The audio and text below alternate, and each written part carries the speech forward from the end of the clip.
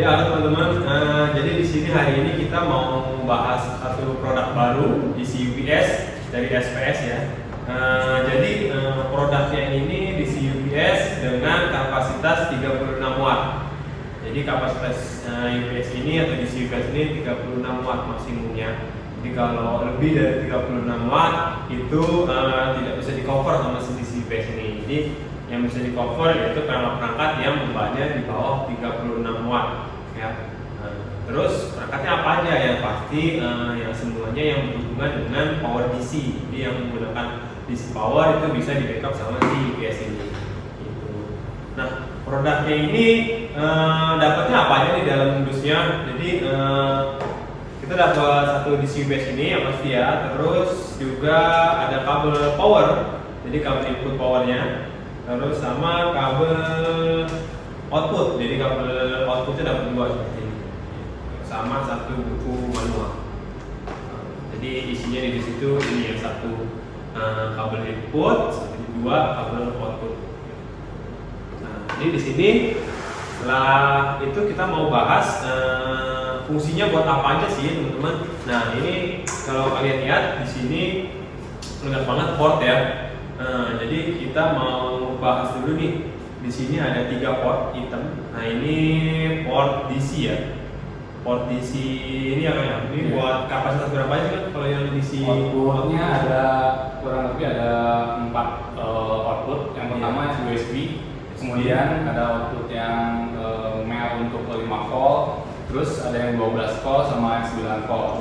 Kemudian kita ada output untuk PoE juga, tapi PoE-nya hanya di 15 volt dan 24 volt. Jadi ada selektor, jadi kita bisa pilih switching ya, switching bisa dipilih 15 volt atau 24 volt. Ya. Kalau ini ampere berapa? Nah, untuk output ampere-nya itu masing-masing 2 ampere. 2 ampere ya. Masing-masing 2 ampere. Ya. USB sama yang ini output. Jadi kita bisa charging handphone menggunakan bener ya.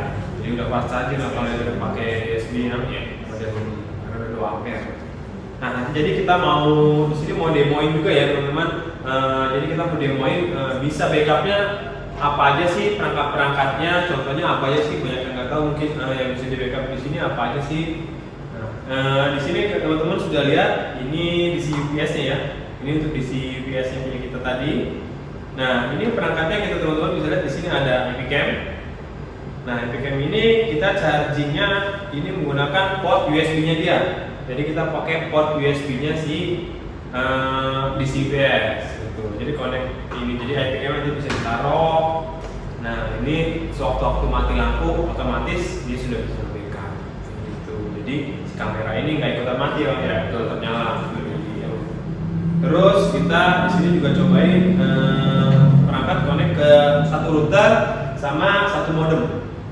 Gitu. Jadi kalau misalkan di rumah ada langganan internet provider nih, entah dia produk apa, itu bisa dikonekin ke DC UPS ini ya, si routernya atau si modemnya. Jadi konekin ke sini. Plus tadi juga ada EpiCam sudah connect. Nah, kalau di EpiCam-nya ini mungkin ada banyak ya, entah yang di luar dipasang, itu ada NVR. Nah, si NVR-nya ini bisa connect juga ke si outputnya di si UPS yang ini.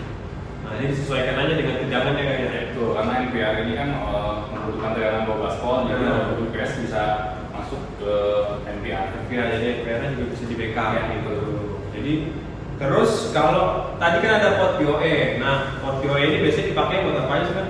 Oke, buat gue yang kita bisa lihat di sini untuk backup access point ya, access point.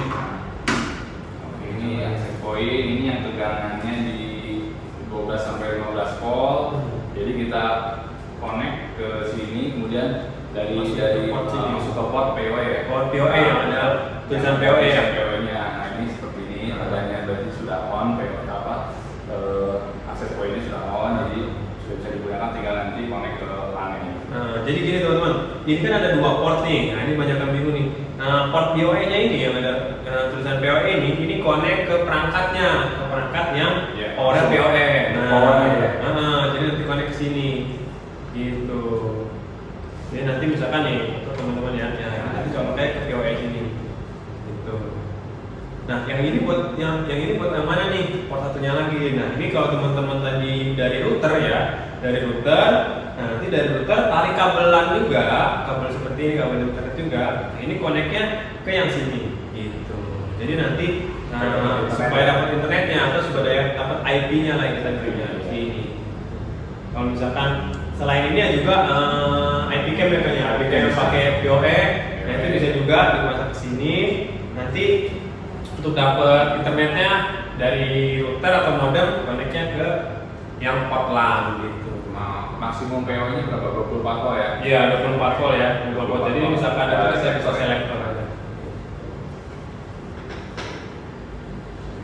Nah, itu kan tadi kita ada port PoE dan port LAN. Nah, kalau untuk inputnya, kabel inputnya sih standar ya? Standar ya? Standar ya, saya colokan radio ya. TV. Iya, ke TV ya, ke TV. Nah, teman-teman, ini kita udah cobain kemarin, udah coba backup. Kalau kemarin kita cobain ini tanpa PoE ya, ini tanpa PoE. Jadi kita cobain kemarin si ini aja nih, produksi satu modem, satu router, sama satu NVR plus IP cam-nya. Nah, itu kemarin sekitar 3 jam kita udah bisa backup dengan kondisi syaratnya full ya baterainya. Jadi dengan berapa produk nih? Sudah 4 sudah 4 produk kita backup pakai DC UPS. Ini bisa nge-backup selama 3 jam. Dijelasin juga apa? Ini ada indikator. Nah, benar ada indikatornya nih. Ya, ini ada indikatornya. Jadi ketika terisi penuh, maka posisi LED-nya itu akan semuanya penuh. Jadi dari 4 ya, nyala ya? dari 25 sampai 100% ya. Jadi lampu yang warna hijaunya itu ntar ada 4 ya nyala ya. Full.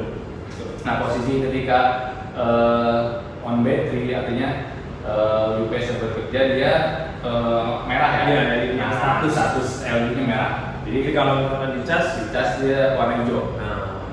Jadi kondisinya si DC UPS, jadi namanya DC UPS ini bisa kita sambil cas ya teman-teman ya, nggak perlu kita cabut, jadi kita sambil cas. Nah, nanti teman-teman konekin aja perangkatnya, jadi nanti perangkatnya bisa mati lampu, dia otomatis nih switch gitu. Jadi nge-switch, jadi otomatis perangkat-perangkatnya ini nggak ada yang putus lah powernya, sudah tetap nyala saat mati lampu. Nah, tapi kalau untuk perangkat-perangkat yang AC itu, yang powernya AC itu masih belum bisa ya, masih belum ya. Jadi karena Jadi khusus DC. untuk power DC aja. Power DC. Paling itu aja teman-teman. Kalau memang ada yang mau ditanyakan atau memang sudah pernah pakai ternyata ada kendala, itu bisa konsultasi atau bisa tanya langsung ke sosial media kita atau ke marketplace kita. Jadi ya kita sama-sama sambil belajar. Misalkan ada yang kurang paham atau apa, bisa langsung tanya ke sana. Paling itu aja teman-teman. Terima kasih. Sekian dari video ini.